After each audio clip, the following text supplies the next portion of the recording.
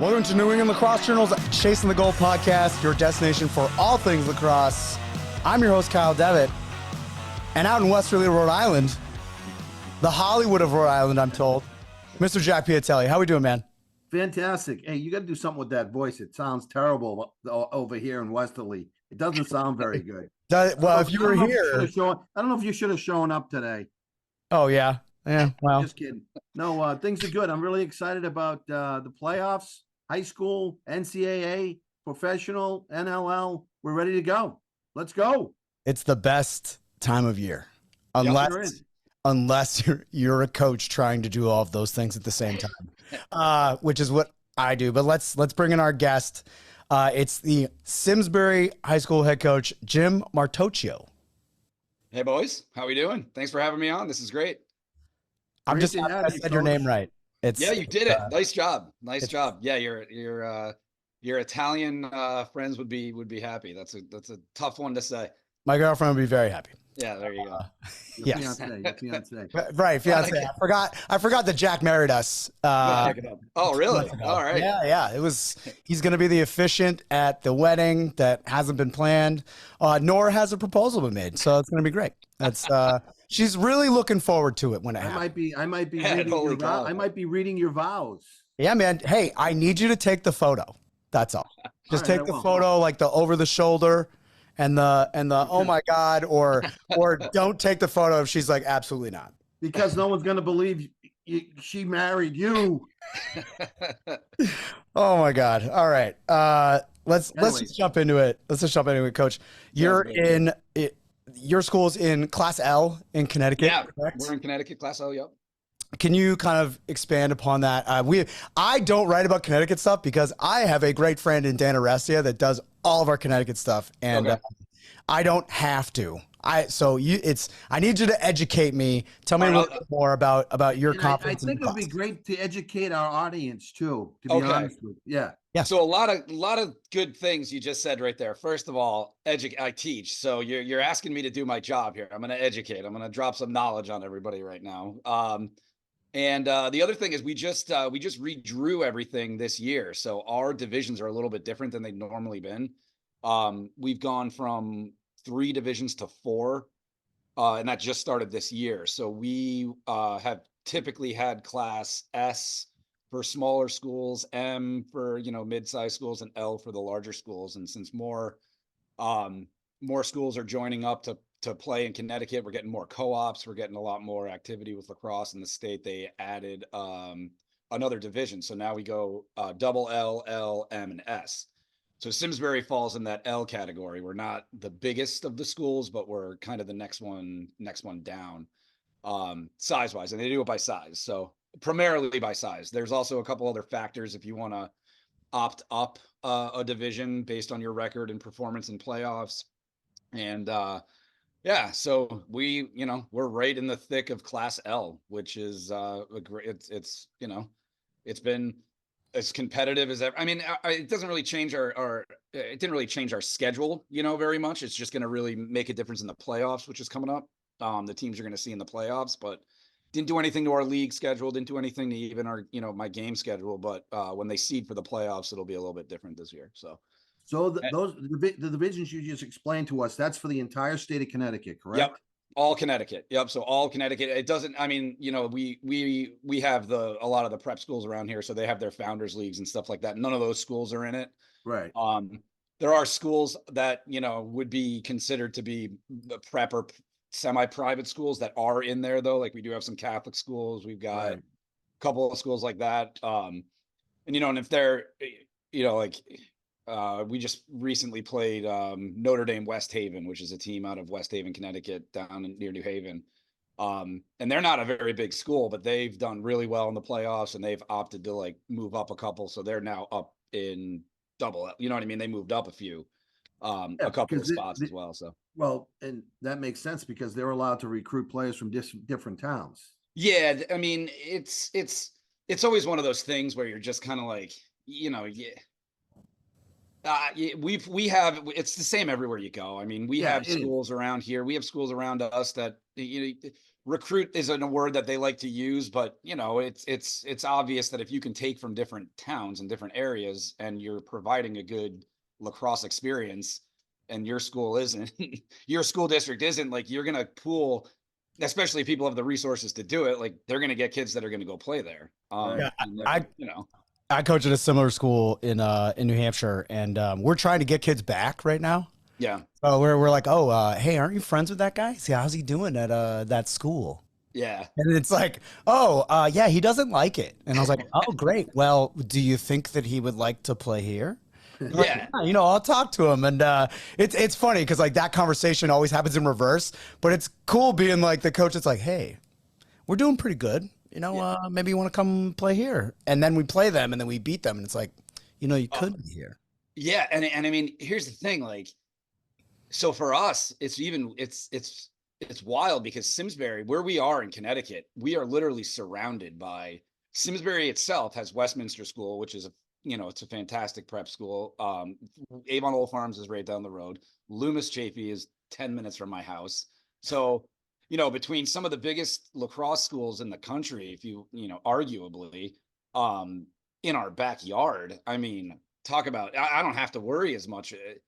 Like it's not like even in Simsbury we don't have to worry about losing kids to other sports and losing kids to other programs, just because we have and we even Northwest Catholic is another school right around the corner. Like, we have to do all we can to try to keep kids in our school. It's a whole thing every year to try to keep the kids from going to the prep schools if we have that we have right in our backyard. And it's always a bit of a challenge to do that, especially because it's not like the schools around us suck. Like, they're good. So if you have the resources and the means, trying to keep kids in town is not as easy as it used to be. It sounds like Westwood in Mass. Sounds Yeah. very similar to Westwood. Talking to a couple coaches around there that Jack and I know. That's the song and dance we get a lot. Yeah. Yeah. And Coach, I did not know that you are a Plymouth State graduate PSC, baby, before it was even a university. in the Hall of Fame. And I got to tell you, that was my first job at a school, and I only missed you by a couple of years. No kidding. Really? Yes, I probably coached kids that you played with. Yeah, I bet you did. Brian Green probably pops to mind. Bill Costantino, Bobby Dabrio. Those were like, maybe 2 years or 3 years after I probably would have gotten out. Yeah. Yeah, and you're you're the all-time leading scorer still, correct? All time. Yeah, all-time leading goal scorer. There's Scott Walton had a lot of assists. I didn't have many of those as it were. I liked the G category a little more than the A category. that's all right. Sounds like someone else on the podcast. Yeah, no, I just think that's incredible. I know that we want to talk about your high school, but like I'm always blown away when like these people have all these connections and are like these historic players at these schools, and like I'm like, oh no, wait, I know that place really well. Can you? Again, we have this crazy audience. We have this huge reach. And we have people listening to the show that like maybe don't even know. First of all, they probably don't know where Simsbury is, and they definitely don't know where Plymouth is. Can you tell me about your playing experience at Plymouth? Because they're coaching there, similar time frame. Yeah, I think it's very unique. And the climate was so much different back then too. Sorry to interrupt, Coach. No, go ahead. The teams that you played back then, I try to explain that to my kids. Like when I was at Springfield, just there weren't as many teams to play. Obviously, you're younger than I am, but the schedule is so much different now than it was in the coaching and just everything about it. But yeah, I'm sorry to interrupt. And no, you're absolutely right, Jack. I mean, and here's the thing, like, I mean, I tell the kids now, you want to play lacrosse in college, there's a place for you can play lacrosse in college. Used to be easy to say that. Now it's a little harder. I'm not really speaking as much of the truth as I used to be when I say that, because they have to work a little harder to do it. And I'm not going to say I didn't have to work hard to play at Plymouth, but I took that as an opportunity. I got accepted into a couple other schools, bigger schools that I probably wouldn't have been able to walk on and play for. And I chose Plymouth because it was probably one of the smaller. I think it was between like Keene and Plymouth as far as the smaller schools that I feel like I could have gone and played at. And the Coach Webster, not the other it was a different Coach Webster that was there when I was there, but he put a little bit of attention towards me and called my coach in high school. And this is the kind of stuff that didn't necessarily happen as much back then, but he showed interest. And to me, that went a long way. So I decided to go ahead and give it a shot because I knew I'd be able to try to play there. They were looking for an attackman. And so he said, come on out and try it. And I played a little fall ball there my first year, enjoyed it, and, kind of stuck around and met some of the guys, and I found that it was going to be a good fit. And then I just started to play, and it's kind of like you said, like I had no idea. I had no idea what was in store for me playing D3 lacrosse at a small school like that. To me, it was more just a social thing, like, and then the next thing I knew, like I was playing pretty well, even as a freshman. And I remember being at Keene actually in one of the last games of the season, and the coach kind of came up to me and he says, if you score 3 goals in this game, you're going to break the record for the most goals in a season. And I hadn't even like thought about it. I'm not thinking about any of this. Yeah. Right. And you were having so much fun, Coach. Just having fun playing. Like it's all it was. I wasn't there because I was like really recruited and I needed to fit this role, or I needed to be this person, or I needed to worry about these things. Like it was probably one of those, and it probably wasn't even going to last that much longer in the world of college lacrosse, but it was truly just playing because I wanted to play lacrosse, and that carried me all 4 years. Like that same mentality of the guys I played with, the team I had, the experiences I had playing. And, when you're up I'll explain, Plymouth, New Hampshire's in the middle of freaking nowhere. It's up there, man. You're up in the mountains. Yeah. Like half of our season, we're playing in either mud or in a different state because there's still snow on the ground in May. It's ski country. Yeah. So like you're making the most of those experiences with the guys in crappy conditions, in the cold, in 5:30 in the morning practices in the field house. And it's like, it's a bonding thing like I'd never experienced. And it shaped me a little bit as an athlete, as a player, as a coach later on.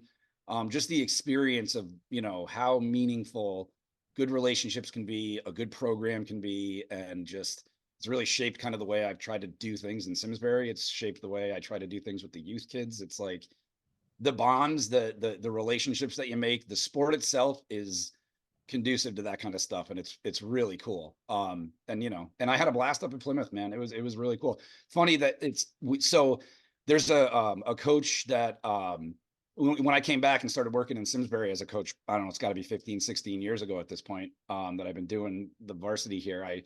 In one of the early meetings, I ran into, one of the captains of Plymouth, and he's coaching at Guilford, which is a town right near the coast in Connecticut. And we decided to put our game on the schedule that year. We've been playing each other ever since. And just this last weekend, we played him for like the 15th time or whatever. And all my college buddies took the RV down and came and watched the game. So like we had a big reunion 20 something years later. It's that kind of thing, man. Like that's lacrosse for you, Where are my Lax fans at? Welcome to Fandom 101.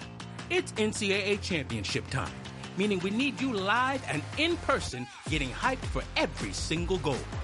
The Division I NCAA Women's Lacrosse Championship, May 24th and 26th in Cary, North Carolina. Attendance is encouraged. Passion is mandatory. Buy your seats today at ncaa.com/WLacrosse. Class dismissed. Summer is just around the corner, and if you're looking for a great boys or girls lacrosse camp, Piatelli Lacrosse has you covered. With camp locations in Northern Connecticut, Western Mass, and Central Mass, Piatelli camps are a great way for players to develop their lacrosse skills and improve their game. Our coaching staff is made up of current college and high school coaches that are experienced in working with youth-level lacrosse players. In addition to boys lacrosse camps, Piatelli is excited to offer the Panthers girls camps for players in 1st through 8th grade. For more information on the Piatelli boys and girls lacrosse camps, including dates and locations, visit piatellilacrosse.com/camps. That's PIATELLI lacrosse.com/camps. Are you serious about playing your sport in college? Do you need a flexible education that allows you to maintain your practice and competition schedules while also preparing you to succeed at the next level? You should check out the University of Nebraska High School. UNHS is accredited and offers more than 100 online courses, including NCAA-approved courses to protect your academic eligibility. Students could earn a UNHS diploma or take a single course for transfer credit. Courses are college prep, self-paced, and available 24/7, 365. Enroll anytime and take up to a year to complete a course. Visit highschool.nebraska.edu today. Yeah, it's funny you bring up the recruiting, and I remember back in those days, especially I'm a lot older, but the high school coach came up to me and said, "Oh, this coach saw you play, and he's very interested. He wants to talk to you about coming to Hobart." I'm like, Yeah. "Really? You're kidding? Someone showed a little interest because it wasn't in your brain at all. No. You were just playing lacrosse. You were having fun, and now these kids are being seen so many times, and they're like, did he see me? Did he see me? Did he see me score that goal? Did he see me pick up that ground ball? It's crazy. Back then, we just played. We had fun. That's what it's all about." Yeah, and it's funny, Jack, because like when you watch them when you even watch the kids today in their rawest form, when they're not worrying about that kind of stuff, it's still there. Like I feel like it's still there. I agree. You know what I mean? agree. Like they, Yeah, and I know that they get it a lot, and they get it in their summer club teams, and they get it, it is one of those nice things about coaching at a public school where, the kids aren't getting looked at every game. They're still there to play. But I absolutely hear you, man. Like, talk about a different world that these kids are in right now when it comes to that kind of stuff. But yeah, I was right on that. I wish we could turn the pages just back a few and just say, guys, everything's going to fall into place. Just go out and compete and have fun. You're going to find a good place. Hit the books. It's all about having fun. Because if you're not having fun, why are you playing? You're playing to get recruited? You're playing for the coaches to watch you play? No. Yeah, no, I hear you. That's it's literally what we say every practice. Like that's because I coach at public school too, and I actually love it. I can't imagine coaching at a private school actually, because the closeness as I see with these kids is different than what I had when I was playing public school, and then I PG'd as well, and it was different there too. It's not the same. They play all the sports together. If your school's small enough, they're all playing together on the same teams, right? You have soccer kids, you have basketball kids, you have hockey kids. And I think everyone on my team played something together with someone else on the team. So everybody's connected in a small school, in a public setting. And it really helps to build your, and this is the buzzword, right? Culture, right? It helps to build your culture. And, I'm curious what you would kind of define that as at Simsbury. Yeah, I mean, at Simsbury, we use that term all the time, and it's going back to some of the stuff that we already talked about here. It's just, building understanding that the sport itself is going to be an experience that is, the sport itself, it's a fun sport. So that already built into the system is helpful. For us, it's more a matter of, connecting kids to the sport in a way that is going to lead them to success. It's going to lead them to have an experience with the sport, but with other things around that sport, with team, with their school. And we really, really try to do that. And we don't just do it like, we don't just do it at the high school. So I'm also, one of the presidents on the board for the youth lacrosse in town. And so we try to do this right out of the gate. I mean, we're really trying to make it a community thing, and not just, the high school's this removed thing in the world that everybody can just look at and they can't be a part of. Like, we try to incorporate youth into our events, and vice versa. We try to find people that they might not even be the best lacrosse people. They are just good people that are going to keep the kids engaged. They're going to keep the thing positive, so that, there's a lot of choices for sports these days for kids. And if you're, tough on them and you give them, you say, nope, you only play lacrosse and that's all you play, then you're not going to get the kids to play lacrosse. They're going to pick other sports that are more popular, that that they're just gonna they're gonna stay in. So we've had to be flexible. We've had to work around things, and then we're starting to now see those kids coming up through our high school program now, and they never put their stick down. They picked it up in 4th, 5th grade, and now they still have it because they wanted to be part of the culture that we started to build, back when they were U8s, and now they're coming up through the high school. And it's, it's built around being positive. It's built around finding the right people, and just growing the sport and having kids love the experiences. And that's really what it's been about. Yeah, and that's a great approach, is just to get the kids to have an opportunity to put a stick in their hand, because we know when a stick was first put in my hand in the 8th grade, I never put it down. Yep. The game is addictive, and I don't know many kids who start playing lacrosse that actually quit because they don't like it. And you gotta, especially when they're young. I mean, you got other sports, unfortunately, that say, oh, you can only play this sport, you have to play year round, and that's it. Yeah. You've got to be flexible. When they're young, you got to let them play everything. But at the end of the day, my kids played every sport when they were younger, and they all gravitated lacrosse. I had my fingers crossed, but I was pretty hopeful that they were going to play lacrosse because it's just a great game. Yeah, same here. I mean, both my boys play and they absolutely love it. But they're the kind of kids that, like, whatever season they're in, like when their hockey sticks in their hand, their hockey's their favorite sport. When the lacrosse sticks in their hand, lacrosse is their favorite sport. Yeah, and that's great. Football is their favorite sport. Yeah, I love it. That's and great. That's a testament to not only the sports, obviously, but the people that are doing those things. There's probably 1,000, there's tons of people out there that are not playing lacrosse right now because of a bad experience they had with a coach or something like that. That could be great lacrosse players. So, trying to make sure that you're not steering them away and all that is huge. And then up at the high school, it's really the same thing. I mean, obviously, there's a little more accountability and a little bit more intensity up at the high school, but in the end, it's Kyle, it's like you said, like they got to be having fun. They got to be enjoying their experiences, because even in high school, there's other things they could be doing. And,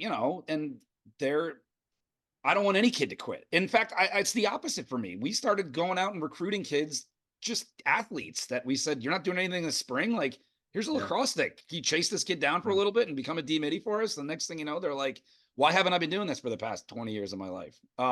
So it's not like in hockey where you give a kid a stick and then you also tell them you got to learn how to skate. Right? Like in lacrosse, I can find an athlete as a freshman or an 8th grader and say, hey man, like, ever thought about playing lacrosse? And within a little bit, they can play lacrosse, especially if they're already athletes and they can run, and, it's absolutely a beautiful sport. People that have been listening to the podcast this spring in particular, I've shared this many times. I'm the JV coach at Hopkinton. I'm the varsity assistant, and I'm struggling hard with a huge group of freshmen. And we kind of had a couple breakthroughs the last couple weeks. There's this kid who's a linebacker. He's a freshman linebacker for the football team, and he comes out. He cannot catch. He can't catch at all. But he kept coming every day, and every time he'd miss a ball, he'd just look at me, and I'd be like, "It's okay, soft. It's the same instruction." And we were walking off the field the other day, and I was like, I got a ball on my stick, and I just yelled his name and whipped it at him. And he didn't catch it, but he got his stick on it, right? And he was so excited that he got his stick on it that he gave me this huge grin, and I was like, "We're gonna get you better, dude. Yeah, don't worry about it." And like he walks and gets water, and that, because if you don't have the context of that and you watch it, you're like, "Did coach just whip a ball at that kid?" But like the head coach was like, "What's that?" I was like, "Oh, we're just learning to catch. No big deal. It's all good." Coaching is like those moments to me now. And it never was when I was coaching college. God, I sound like a broken record, but it's such a different experience, and I now value coaching high school so much more. What drew you to coaching high school specifically?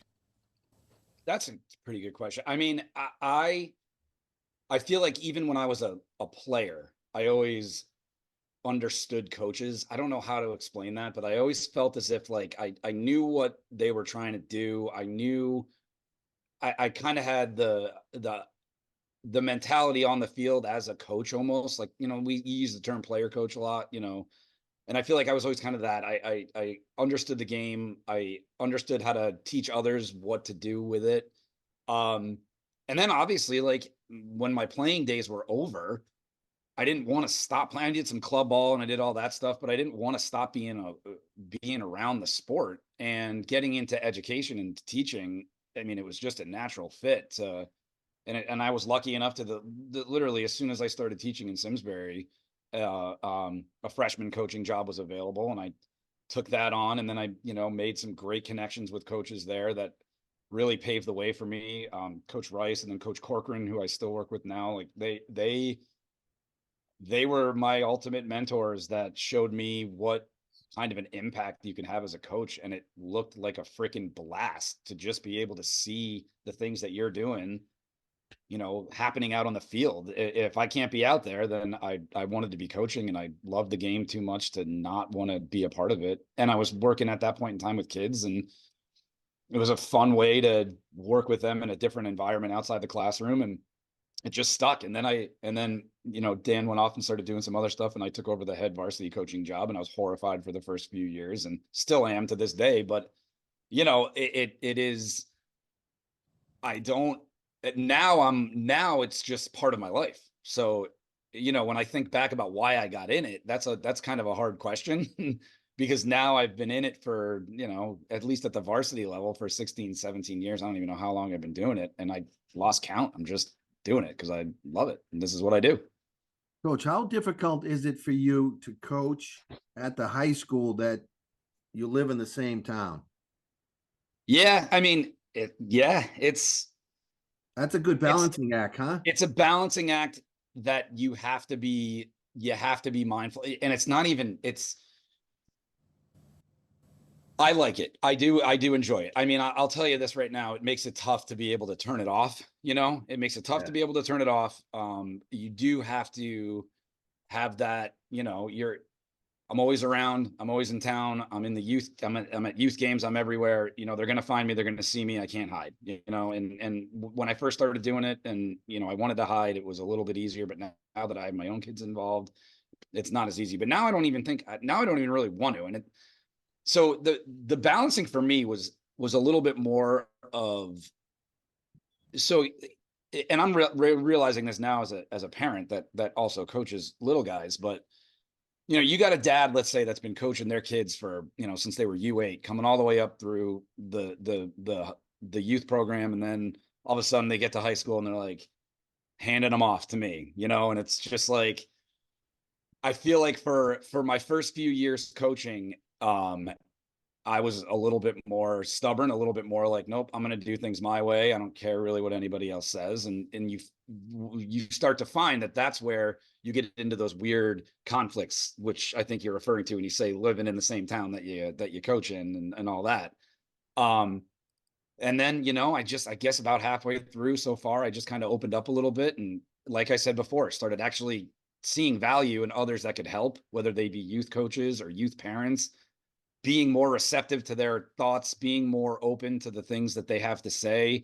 Not just saying, no, it's freaking my team. Like, go away. You had your time with these kids, because that's heartbreaking to them. And as a parent right now, I would hate for a high school coach to just pretend like I didn't have any developmental stuff that I was doing with these kids for all these years. So it's like, you almost have to just kind of accept it, but also just respect the fact that there's a lot of people out there that have very good intentions for the kids, and they're not just trying to be a pain in your ass. Like, they're actually trying to help. Some of them are a pain, but 99% of them are actually wonderful people. And if you just keep the door open to hearing what they have to say, you actually make more friends, you build better relationships, and you kind of keep things more positive for yourself. How have you changed as a coach when you became a father? That's a great question. I think it allows you to kind of scale back what you've built up over the years of coaching at a high level varsity spot, and kind of reflect back on the smaller parts of the game, the working more on the skills, working more on that. But also at the same time, just, it's a new appreciation for the sport again.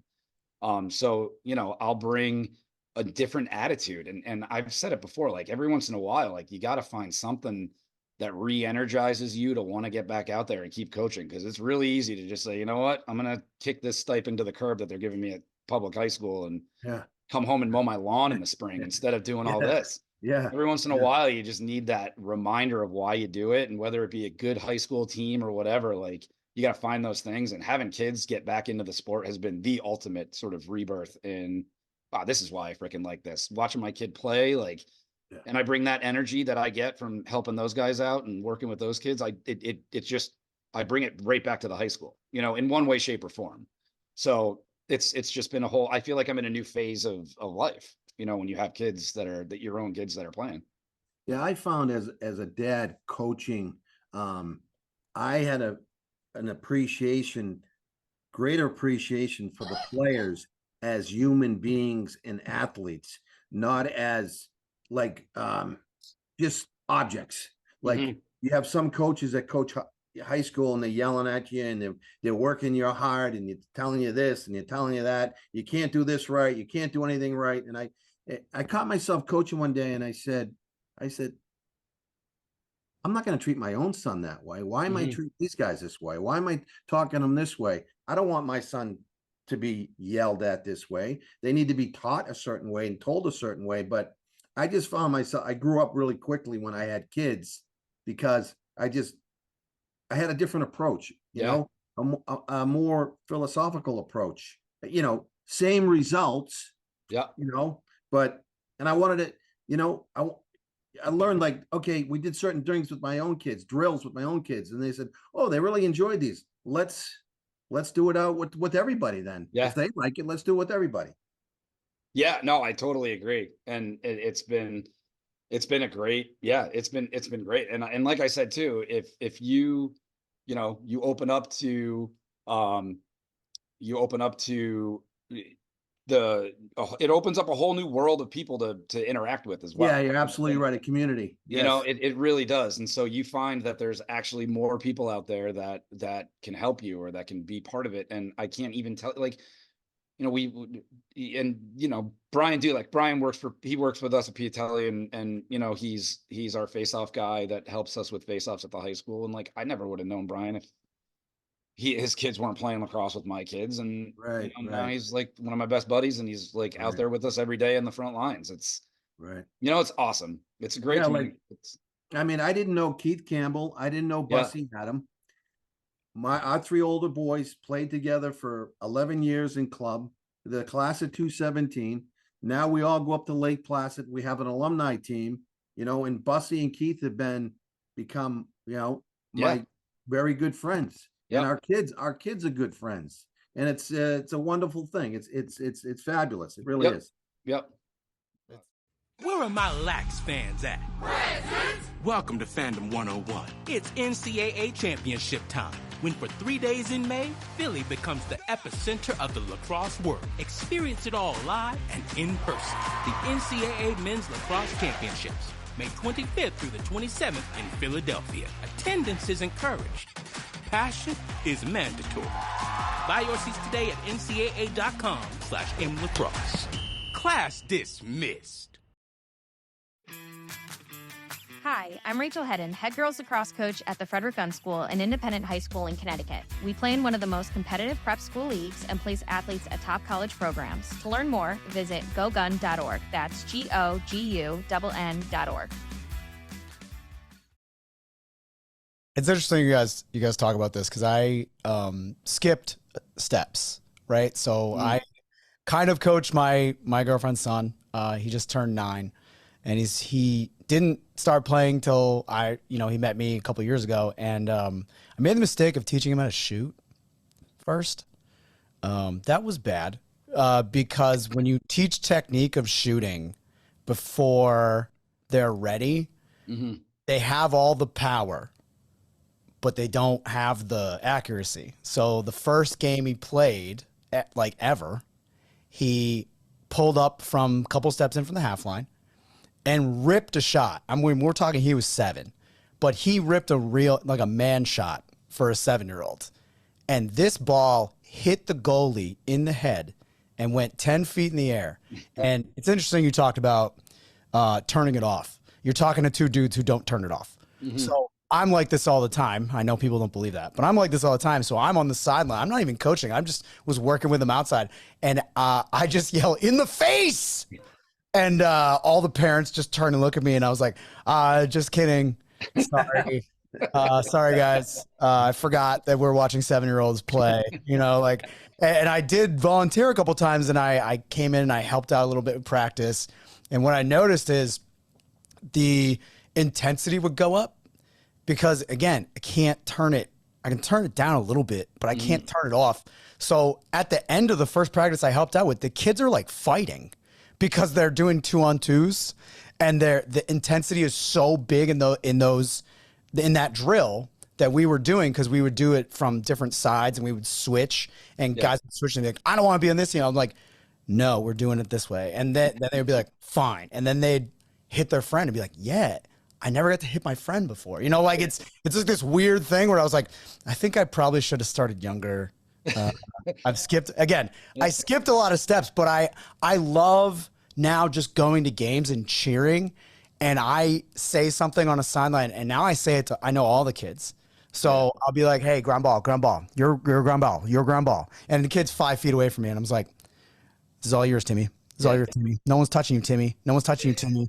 And like the parents are just like, yeah, tell them, because it's a community that's not super lacrosse rich, right? And that's the thing that I find where I'm from is everything grows.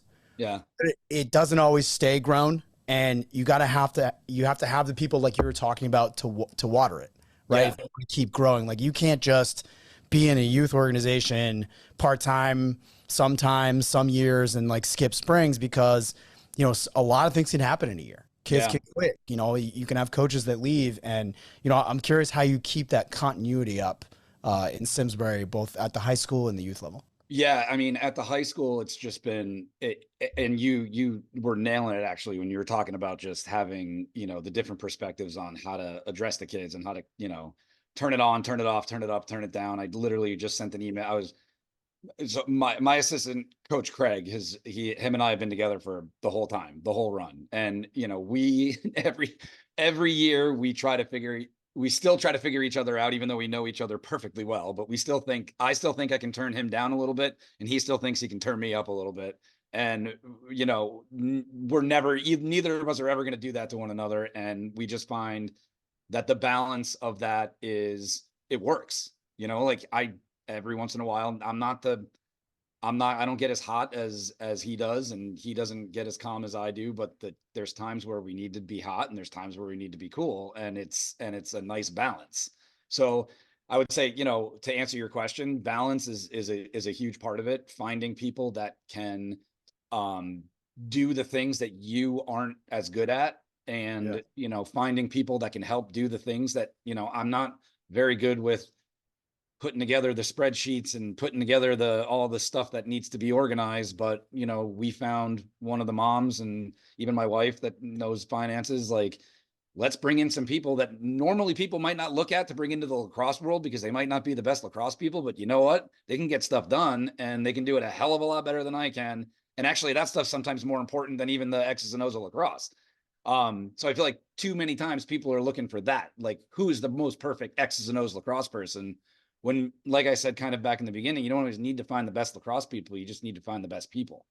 You're absolutely right. You're absolutely right, Coach. And it's very interesting. I think to be a very good coach, you've got to open your door to everybody. Yeah. And you've got to be willing to learn every single time. I had one of the great coaches say to me, I asked him once, "When do you think about retiring?" He said, "The day I stop learning is the day I retire." Because he learned so much from his assistant coaches. But you've got some coaches out there, it's my way or the highway. And you can't be that way, especially today. Yeah, it's tough. I mean, it's tough. And I'm lucky because, I never came into this, thinking I knew everything. In fact, I was kind of thrown into it, and I didn't think I knew anything. I was the opposite. I'm like, holy crap, they're going to find out that I don't know anything, and they're going to kick me out of here. So I've always good job hiding it, Coach. Yeah, I know. And I still think that every once in a while. And I'm like, well, crap, I've been here for 17 years. I mean, I guess I've been hiding it pretty well, but it's funny to think about that. Like, I'm lucky that I wasn't I'm lucky that I grew the way I grew and that I wasn't thrown into it thinking that I knew everything, because I would never learn. And you know, the best part about teaching for me is learning, and I love learning. It's funny. I was just talking to my buddy about this today. He's like, how come every time I walk in here, you're looking at different lacrosse drills? He's like, haven't you been doing this for like ever? I'm like, this is the only thing that keeps me going. If I was going to run the same lacrosse drills every day for 17 years, I would have stopped doing this a long time ago. This is the only thing that keeps me, going. Like, I love this stuff. I do the same thing with my lesson plans in class. I'm like, if I just came in and did the same thing every day, this would be the most boring career in the world. There's a million ways that I can teach the Cold War. I'm going to find a different way to do it this year. Well, to your point earlier, Coach, you've got 3 prep schools in your area, right? And you've done a fabulous job building a great program, a very reputable program. Talk a little bit about who your rivals are in the public school in Connecticut, what your challenges are going ahead in the state tournament, and what are your expectations going to the state tournament? Yeah, I mean, every year our expectations are to win. I mean, we really do. We don't hide that. We want to try to win.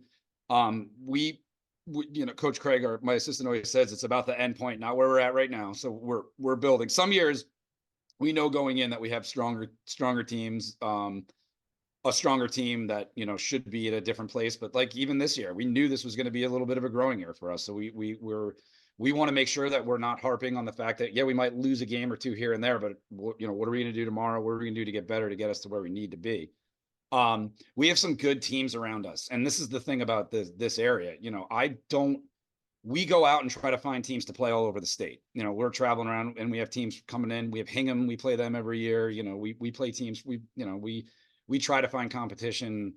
Outside of your league and outside of our league, outside of the state. We probably play 8 games outside of our league, and a lot of those are way outside of our league. So, but over the years, the teams around us have grown as well, and it's just been great. That's helped us, because if Avon is a stronger school and they're right next to us, that's great for us, because now that's not a game that we don't have to look past on our schedule.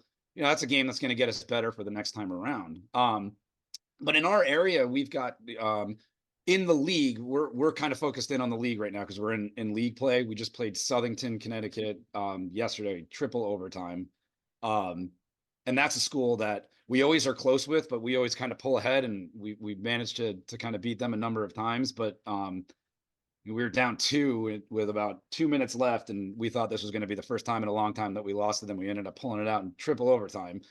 So they're obviously right there as a rival with us. Glastonbury, Connecticut is always the big rival for us in our league. We've probably, in the maybe 12 or so times we've had to play in the league championship, it's been versus them, and we're probably about even with them as far as winning the league championship. And then up until this year, we would be, we'd compete in the first couple of rounds of the playoffs. And then we were facing the Darayen's, the Ridgefields, the Staples.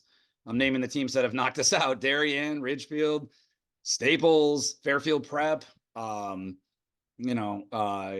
Those teams every year, whether you're getting to the semis or getting to the quarters, that's typically where our world would kind of stop. With the exception of a couple of times in 2016, we had a great run. We took out Wilton and Fairfield Prep, but then lost to Darien in the finals. And now this year it's Cheshire, Connecticut. They're by far the best team in Class L right now. They are just buzzing. They've got Notre Dame commits. They've got some just super firepower on that team, and they're a tough one. And then after that, it's just like a bunch of teams like us. Guilford, Fairfield, Ludlow. A lot of teams that are kind of in the same boat that could make a run at it. So talk a little bit about your seniors and what positions and what kind of players they are, and if any of them are going to go on and play in college. Yeah, I mean, we've got a lot of good seniors, and I'm not exactly sure if any of them are going to continue to play. I know that some of them had their heart set on some places and it didn't work out, but I know that the energy that they're bringing this year is tremendous. I mean, we value the senior leadership, so we give them a lot. We put a lot on them as coaches to really keep the team together and guide them. And we've got a couple of just solid. Our starting, essentially our defense right now is all our senior captains. I mean, they're all just a force. They're a tremendous group of guys, and probably one of the most athletic and two-way midfielders that I've ever seen. A kid, Drew Davini, he's actually going to Cornell. He's going to try to play, but he's just a superstar. Like, he's just tremendous, and he leads the kids well, and he's really good with the ball. So our seniors are great. We've got and Drew's one of your guys, actually. Drew actually sent me an email. He CC'd Coach Busick. Yeah. He told me he was going to walk on, because they do have some walk-ons. So yeah, academically, he's right there. And hey, anything's possible. I know. And he's just one of those kids where, you want the best for him. You want the world for him, because he's just so smart. He works his butt off, and he brings it every day. And he's such a reliable athlete, but also just such a great kid. And he's the first kid that, if I need help in the summer doing some work, I'll call him up and get a few of his buddies, and they'll come help do whatever. And he's just a great kid, like a wonderful kid. His parents have been great the whole way through. And so, yeah, he's wicked smart. Like when you're like, oh man, I gotta go to Cornell. It's like, oh geez, yeah, that's man. Poor kid. But I know how excited he was for his other options. But I think, again, like, I quote Dan Corcoran always said, like, if you want to play lacrosse, there's a place for people to play lacrosse. Like, you're going to end up where things are going to work out, especially in the world of lacrosse. Like, things are going to work out for you. It happened with me. Most of the people that I've talked to that want to keep lacrosse in their lives, they find a way to do it. And it usually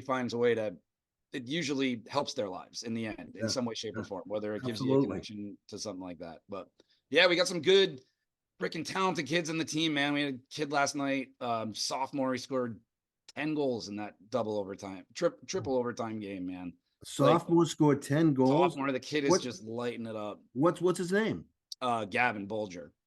Good for him. Yeah, so he's just such these lefty or righty attackman. I don't want to say too much, man. No, just kidding. He's a righty. He's a righty. Number's a long way away. Yeah, everyone can relax. No, he's good. He's just great. And, our goalie's holding firm, and we got a couple of good face-off guys. It's just trying to put all the pieces together. And especially this time of year, it's like, at this point, you know it works, and you just got to make it work. You got to make it work, and you got to keep them going, keep the energy up, because I'm not going to throw in anything crazy at them right now with 2 games left in the season. It's like, the only thing I can really do now is keep the energy up, keep the seniors invested.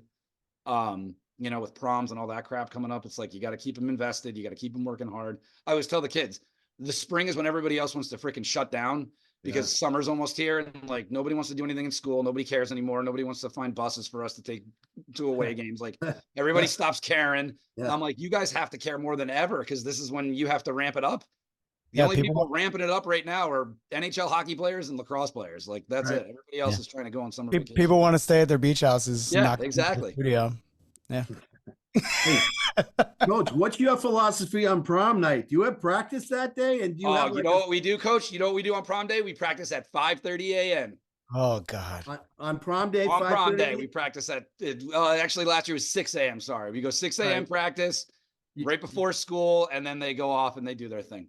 And then you don't have practice on the next day, right? No. You let them. Yeah, that's good. That's I like that. Yeah, we can practice the next day. But it's go home after school and take a little nap and get ready for the prom. Yeah, it's great. It's great. Yep. Coach, before we let you go, got to make a pick. St. Lawrence or Plymouth?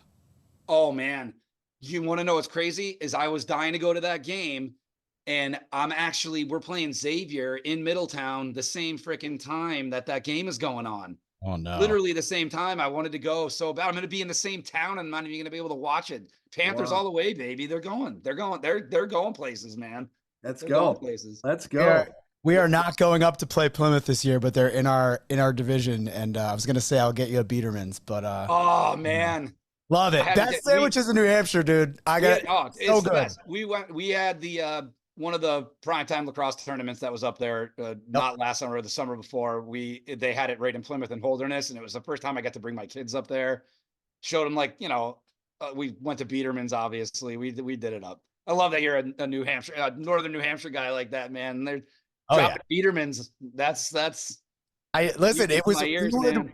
We loved away games. It's the only place I've coached where like we were pumped for away games because everyone got their own sandwich from Biederman's. Hell yeah! You got the thing, you filled it out, you sent it in, and it was you know it. Yep. It was so good. But Coach, thanks again for coming on. Really appreciate it, and good luck at the end of the season here. I know it's tough, but we have a term we say activate. Yeah, it's time to activate. I'm gonna throw that in my little speech today. Stay activated. Yeah. Thank you guys. I greatly appreciate it. This was a lot of fun. That was a lot of fun, Coach. Thank you. Thanks, Jack. Thanks, Kyle. Thank you, guys. And thanks again for listening to New England Lacrosse Journal's Chasing the Goal podcast. For Jack Piatelli, I'm Kyle Devitt. We'll see you next time.